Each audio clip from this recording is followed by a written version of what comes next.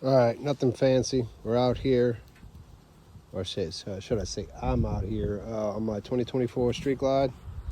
Just I got about 600 miles. This is my second Street Glide. I had the previous model before, and this is a big improvement.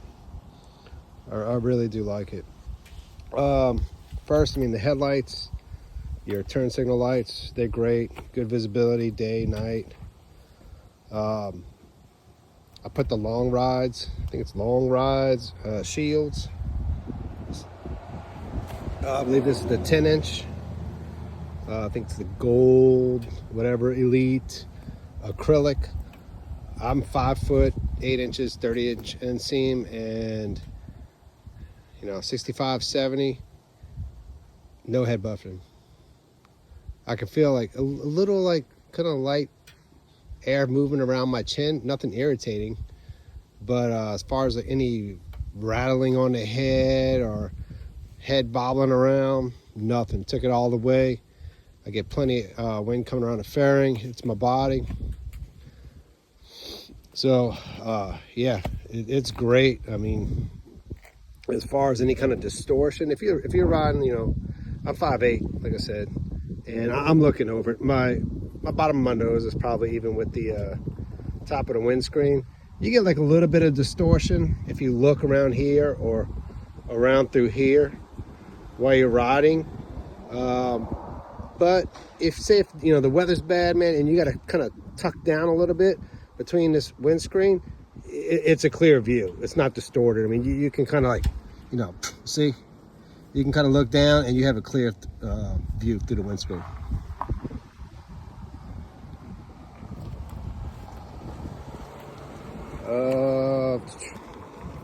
These are the stock speakers.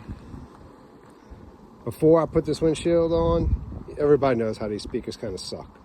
So with all the wind, especially I wear earplugs to kind of keep down the wind noise. And before this windshield, with the earplugs in, I get over 45 miles an hour. Radio will be cranked up and I could barely hear it. But with this windscreen, I can hear the music at 60 miles an hour, 65. I got up to 70 earlier. I could hear my music and it wasn't turned up all the way. I'd say it's a good 3/4 of the way, but I got my earplugs in and I can still hear it. So before you go out and spend, I say $1,000 or $700 or $2,000 on speakers, check them out, man. I think it was like $180. They had it like 10% off. It's about $180 for the windscreen. It's made well. The mounting hardware, it's made good. With the exception of the LRS on the little thing, it looks factory. In my opinion, it fit right into these little factory mounting brackets right here for the dash. Work great. Let's see what else. I put on these floorboards. I've always had pegs, but my wife wanted to give the floorboards a try. These are the expensive ass Harley ones. I know everybody's gonna say you can get cheap ones on Hogworks and whatever and blah blah blah, but man, I had gift cards and different things I've been saving for a while, and I had all kinds of points in my Harley, whatever credit card thing. Because like when it's Harley stuff, I'll use that and then I'll pay it off to get the points. This is the Sundowner seat for the new bikes. It's the heated version. I'm still waiting to get the wiring harness for it. Once I get that in, I'll go ahead and plug it in and give it a shot. On the previous model here, I had the I don't know if it was the Sundowner heated and cool seat. That's a great seat. The heated option worked very well. I've owned BMWs in the past, and the Harley heated up way faster and way better than the BMW seats. Everybody knows saddlebags. I put these saddlebag guards on it because eventually everybody drops your bike in a freaking driveway or in your garage. Something happens, drop it. That's the Harley. version. In my previous bikes, I've had Hogworks, I believe, or Advan Black. One of them, I had their bars, and they were good too. But I figured, it was a new model bike. I'll just get it, and everything lines up right, and shit fits. I mean, the shit fits, right? But it's nice, man. Harley finally, after 125 years or whatever, decided to, hop on board and get some LEDs. The 117. Let's get back to that. We'll get back to that in a minute. Tour packs, right?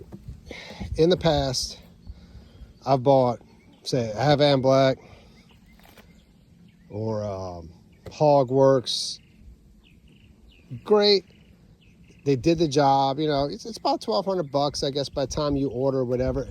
If you get a black one, it's a lot cheaper. But I think by the time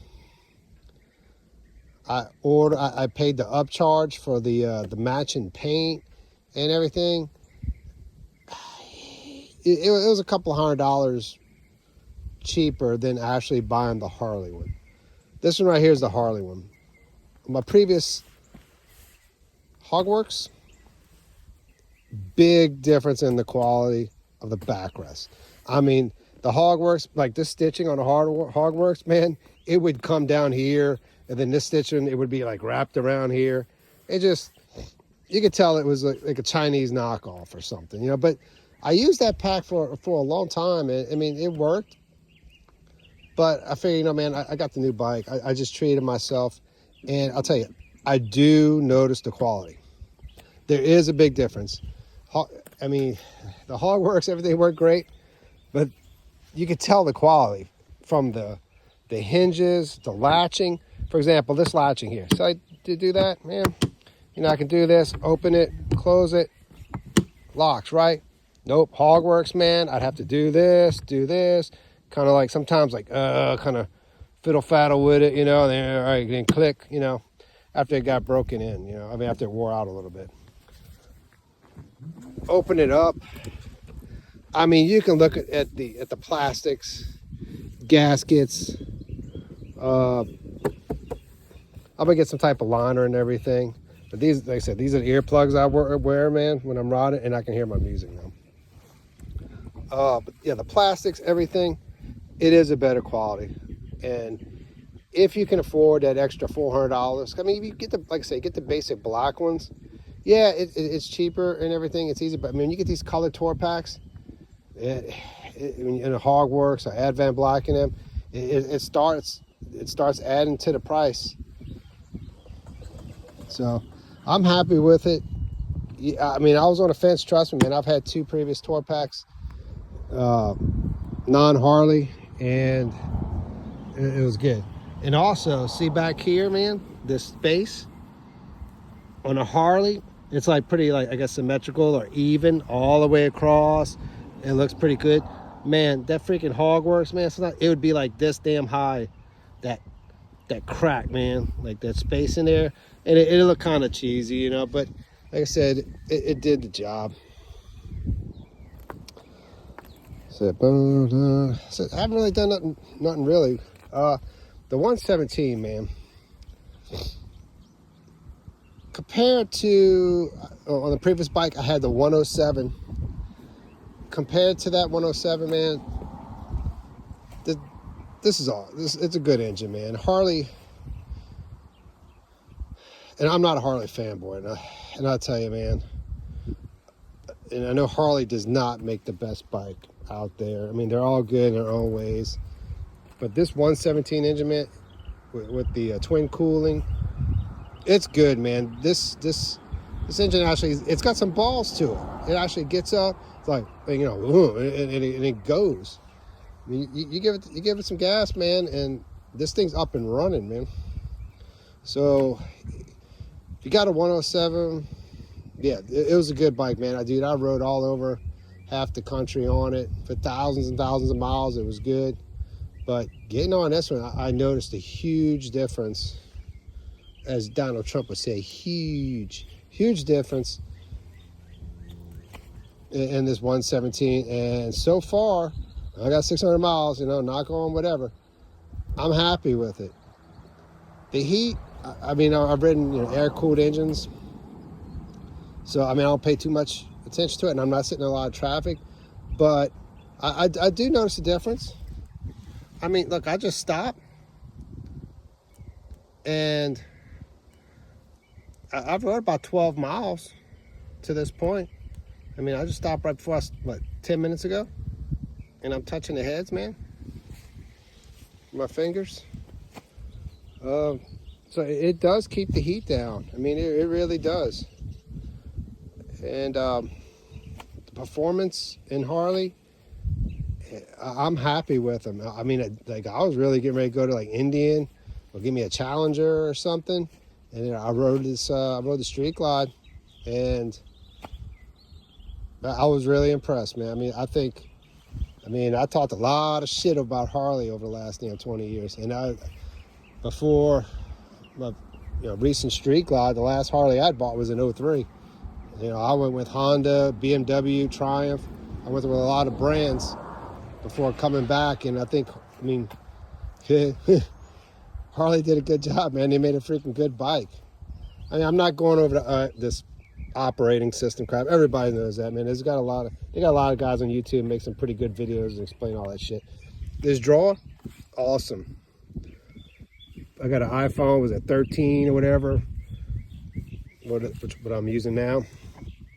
Plug it in, man. Boom, and you roll, man.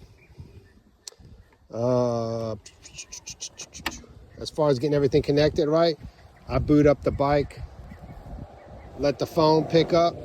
It's like boom, it picks up the phone system, and then after it picks up my phone, then I turn my Cardo headset on. Everything's connected right, no issues. Yeah. Anyway, man, that's just a quick little 12-minute review. I mean, I'm really freaking happy. I wouldn't have had that recall done. Mine wasn't rubbing, it wasn't touching, but they added the zip tie. But I do recommend, and I seen another guy on YouTube, he had a video about it. They got this little bolt head right here with threads on it that sticks out, and it sits right up. I mean, it presses right against this freaking wire harness right here.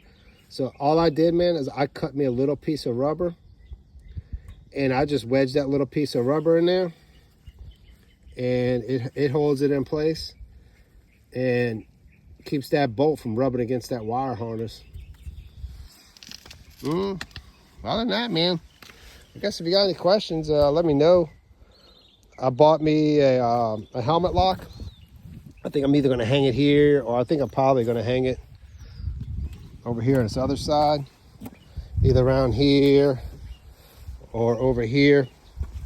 Hang that helmet lock, because sometimes, man, I got my tour pack full. I need a place to lock on my helmet, so I'll lock it up there. I bought that, and like I said, I did buy the Stage 1 speaker and amp. So, I mean, I kind of regret it. I haven't installed it yet. It's in the box still from Harley. But I'm thinking, like, man, I don't know.